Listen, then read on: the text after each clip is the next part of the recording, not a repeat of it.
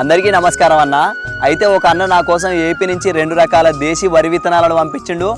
ఇంకొకటి దేశీ మనకు తినడానికి రైస్ను పంపించిండన్న. నిజంగా అన్నకు చాలా అంటే చాలా థ్యాంక్స్ అన్న. అన్న వాళ్ళది వచ్చేసి అల్లూరు గ్రామం, ముదినేపల్లి మండలం, ఉమ్మడి కృష్ణా డిస్టిక్ అన్న. అన్న పేరు శీలం కిషోరు.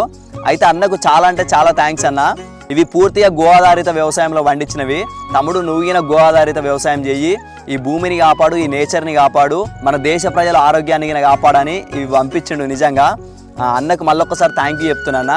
అయితే మనకు పంపించిన వరి విత్తనాలు వచ్చేసి ఒకటేమో నారాయణ కామిని, ఇంకొకటి వచ్చేసి రత్నచోడి, రైస్ వచ్చేసి ఏమో జీరగ సాంబా అనే దాన్ని పంపించిండన్న. అయితే ఇదే దేశీ వరి విత్తనాలను ఎందుకు సాగు చేయాలంటే ఇప్పుడు తింటున్న బీపీటీ కానీ రకరకాల బియ్యం అస్సలు మంచిది కాదన్న. షుగర్లు బీపీలు వచ్చేది మెయిన్గా వాటి గురించే. వాటితోటే ఇప్పుడు మనకు షుగర్లు బీపీలు వస్తున్నాయి. సో వీటి వల్ల చాలా అంటే చాలా లాభాలు ఉంటాయన్న. ముందుగా రత్నచోడి లాభాలు వచ్చేసి రత్నచోడి బియ్యం తినడం వల్ల మనకు అలసటను దూరం చేస్తుందన్న. ఒకప్పుడు ప్రపంచ యుద్ధాలు కానీ మన భారతదేశంలో యుద్ధాలు జరిగినప్పుడు ఎక్కువగా సైనికులకు ఇయ్యే తినిపించేటోళ్ళట. ఎందుకనంటే యుద్ధంలో ఉరుకుడు ఎక్కువ ఉంటుంది కదా, మనం రన్నింగ్ అటు ఇటు బాగా అలసటకు గురవుతారు కదా సైనికులు. సో ఇవి తినడం వల్ల అలసటను దూరం చేసిందని అప్పటి నుంచి ఇప్పటి వరకు ప్రాచుర్యంలో ఉంది. ఇవి చాలా అంటే కాస్ట్లీ. ఇప్పటివరకైనా ఇవి చాలా కాస్ట్లీ. ఇప్పటికైనా చాలామంది ఎక్కడ తమిళనాడు, కేరళలో వండిస్తున్నారు, చాలామంది తింటారన్న. మన సైడు ఇప్పుడిప్పుడు సాగవుతున్నాయి. వీటిని పండించుకోరి మీరిగిన. ఇది వచ్చేసి 6 నుంచి 7 అడుగుల ఎత్తు పెరుగుతుందన్న. చాలా అంటే చాలా మంచిది. ఇది హెల్త్కి అలసటని దూరం చేస్తుంది. ఇంకొకటి వచ్చేసి నారాయణ కామిని. నారాయణ కామినిగిన చాలా అంటే చాలా మంచి రకం ఇది. ఈ బియ్యం తినడం వల్ల చాలా ఉపయోగాలు ఉంటాయి. నారాయణ కామిని బియ్యాన్ని తినడం వలన మనకు మధుమేహాన్ని దూరం చేస్తుంది. ఇంకొకటి వచ్చేసి రోగనిరోధక శక్తిని పెంచుద్దన్న. మొకాల నొప్పులని మస్తు మంది బాధపడుతుంటారు కదా, ఈ నారాయణ కామిని బియ్యం తినడం వలన మొకాల నొప్పులకి దూరం అయిపోతాయి. ఈ రోజులలో ఎన్నో రకాల అన్నాలు తింటున్నాం, ఎన్ని రకాల మస్తు జాగ్రత్తలు తీసుకుంటున్నాం, కానీ మొకాల నొప్పులు చాలా మందికి తగ్గవు. కానీ వీటి వల్ల చాలా వరకు దూరం చేసుకోవచ్చు. ఎందుకంటే ఇవి దేశీ వరి విత్తనాలు. మనకు గ్రీన్ రెవల్యూషన్ వచ్చిన కాడ నుంచి మన దేశీ విత్తనాల మీద మస్తు దెబ్బ పడ్డదన్న. మొత్తం హైబ్రిడ్ విత్తనాలు, ఫర్టిలైజర్లు కానీ అన్నీ వచ్చేసి మనకు దేశీ విత్తనాన్ని దూరం చేసినాయి. ఎందుకనంటే ఈ గ్రీన్ రెవల్యూషన్ బ్రిటిష్ కూడా ఎందుకు తీసుకొచ్చిందంటే అప్పట్లో మన దేశం అనేది బలంగా ఉన్నది, మన భారతదేశీయులు అనేటోళ్ళు బలంగా ఉన్నారు. అసలు వీళ్ళని ఎట్లా దెబ్బ కొట్టాలనేసి ఆ గ్రీన్ రెవల్యూషన్ హరిత విప్లవాన్ని తీసుకొచ్చిన కాడ నుంచి మన దేశం మొత్తం బలహీనం పడిపోయిందని నిజంగా చెప్పాలంటే. ఫుడ్ విధంగా కానీ ఏ విధంగానైనా సరే చాలా దెబ్బతిన్నాం. మళ్ళీ ఇప్పుడు చాలామంది తెలుసుకుంటున్నారు. మీరిగిన చాలామంది ఇప్పటికైనా మేల్కోండి.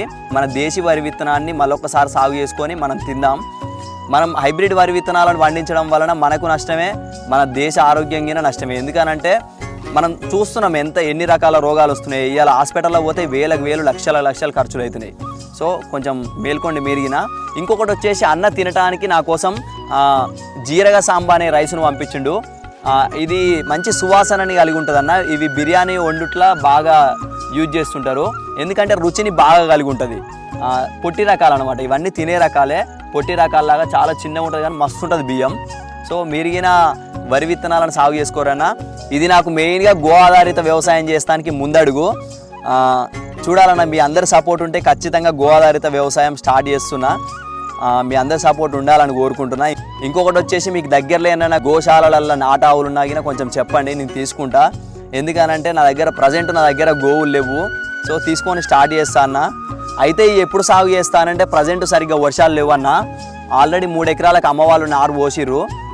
ఆల్రెడీ 3 ఎకరాల పోసిన నారుకు అరెకరం పొలంగిన దున్నలేదు. ఎందుకంటే ఈ సంవత్సరం వర్షాలు సరిగ్గా లేవు.